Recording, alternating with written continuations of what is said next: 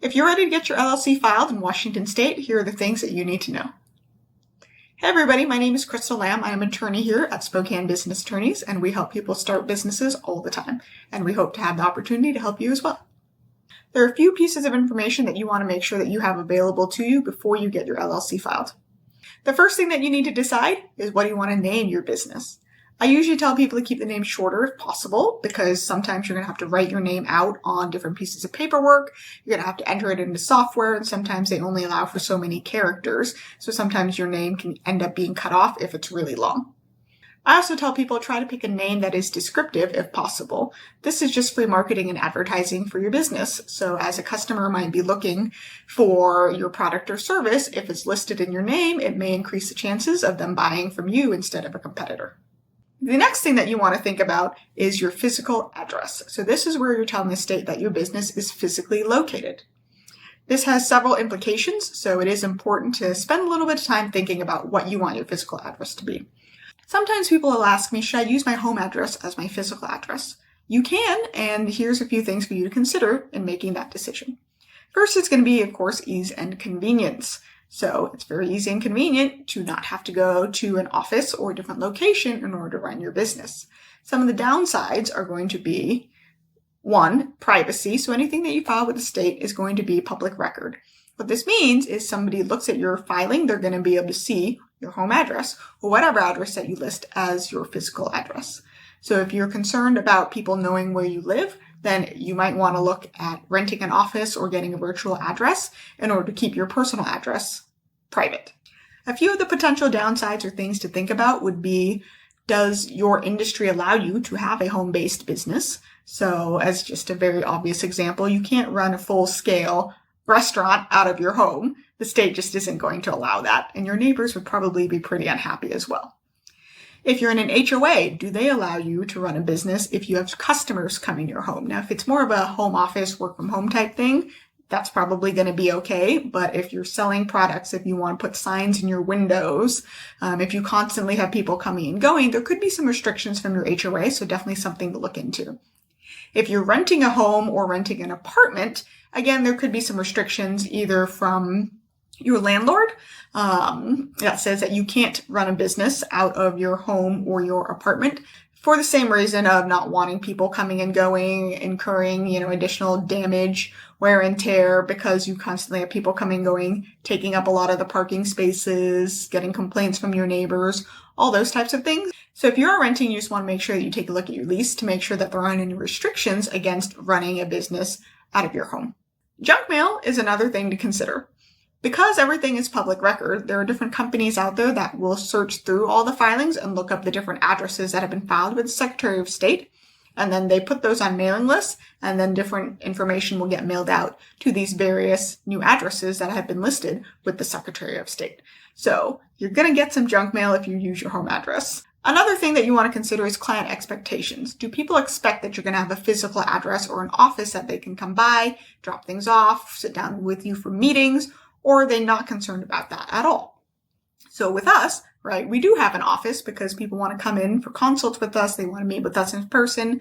They need to drop off documents. They need to sign things and notarize things. So having a physical location is expected of a lawyer's office. However, if you're a contractor, people aren't going to expect to come to your office. They're going to expect you to go to them. So if they are building something in their backyard, maybe they need a new patio, they're going to expect you to come to their home, take a look, and give them a bid based on what is there at their home. So again, what is that expectation? Your physical address also affects the business license fee that you'll pay. Your business license fee is based on the city that you tell the state that you're located in. So in Spokane, they have a higher business license fee than in Spokane Valley or Liberty Lake. Again, it's based on the city that you're in. So if you are looking at a virtual address, perhaps you might want to put the business in one city versus another to save a few dollars on that business license fee. The other thing that you want to consider is your marketing and advertising address. There might be a benefit to paying a little bit more in a business license fee to have a Spokane address because that might benefit you in the longer term on how you show up in different search engines because of what that address is. If you're using something like Google My Business or a Google Business Profile, they're also going to be looking to try to tie things to your location because they're really looking at relevance and distance to where people are searching from. It could affect how you show up online in different directories or search rankings if your address says Spokane versus Spokane Valley versus Liberty Lake or a different city. So you may want to pay a little bit more in the business license fee in order to have a different city in your address because of the type of service or product that you offer and the way that people might be searching for that thing. Next, you need to decide on your mailing address. This is where mail is going to be delivered. Sometimes people will use a P.O. box, so that mail goes to a secure location. If they're expecting a lot of checks to come in the mail, they might not want it sitting out in a public mailbox, so they have it go to a P.O. box.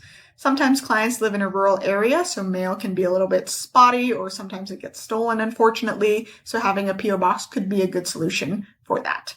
Other people have a second location, so they don't necessarily want mail to go to 2 locations, they just want to go to a central location. So your physical address does not have to be the same as your mailing address. Next, you're going to have to pick your registered agent. This is the person or entity that has told the state that they are willing to accept service of process on your behalf.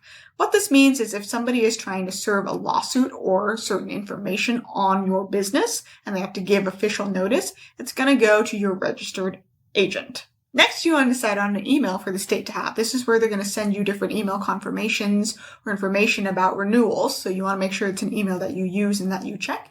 It is, again, public record. So you might not want to use your personal email and you want to set something up for the business. You do have the option to list a phone number with the state as well. If they have some questions, sometimes they will call you and it can be an easier way for them to get a hold of you if you're not the best at email. But you don't have to list that here because the state does not require it. It's an optional field. There's going to be a few other pieces of information the state's going to ask. So they're going to ask about who your governors and your officers. Generally, that's going to be who the owners of the business are. They're also going to ask about the purpose of the LLC. So there's going to be a few different selections that you can make to designate what type of business that you have. Once you have all this information, you'll be able to fill out that form or have us do it for you in order to get your LLC filed with the state, and then you'll be good to go. If you have other questions about filing an LLC or you want us to do it for you, we're happy to help. We've helped many people file their business, and we'd love the opportunity to work with you. I hope that this video was helpful and that it answered a lot of questions and gave you a few other things to think about as you're getting ready to start your business.